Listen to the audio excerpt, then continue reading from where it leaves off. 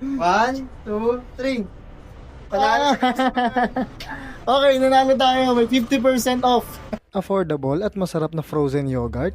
Overload sa only toppings. At unique na experience. Dito lang yan sa Bear in the Wall.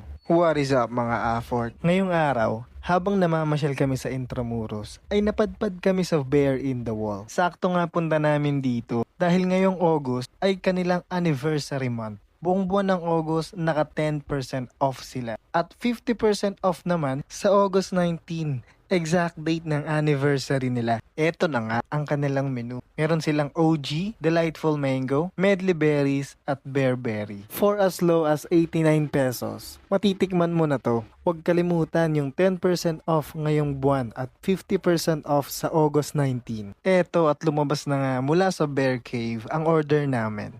Sobrang unique ng experience na to. Patok sa kids at heart. We ordered OG, Medley Berries, and Bear Berry. Sayang, bilis ma-sold out nung Delightful Mango nila.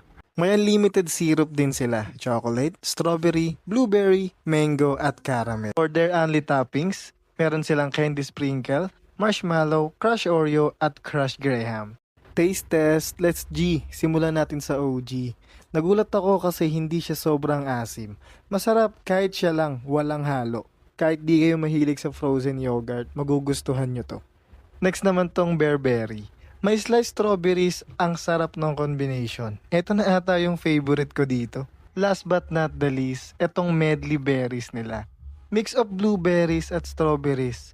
Gustong gusto to ni Bea kasi tinadtad ba naman niya ng marshmallow eh. Perfecto kung mahilig kayo sa mixed fruits. What is up mga afford? Kuya Dan, Yes po, sir. invite mo naman yung mga afford natin dito sa Bear in the Wall. By mga Ford, punta po kayo dito ngayong August kasi po meron po tayong 10% discount. At sa 19 po, meron po tayong 50% discount po, mismong anniversary po ng shop. Bali po, matatagpuan lang po kami sa 9 stall po ng Morales Street, tapat po ng Lyceum and Makuha po. Okay, dito lang sila guys sa Intramuros. Ang dali lang puntahan nito.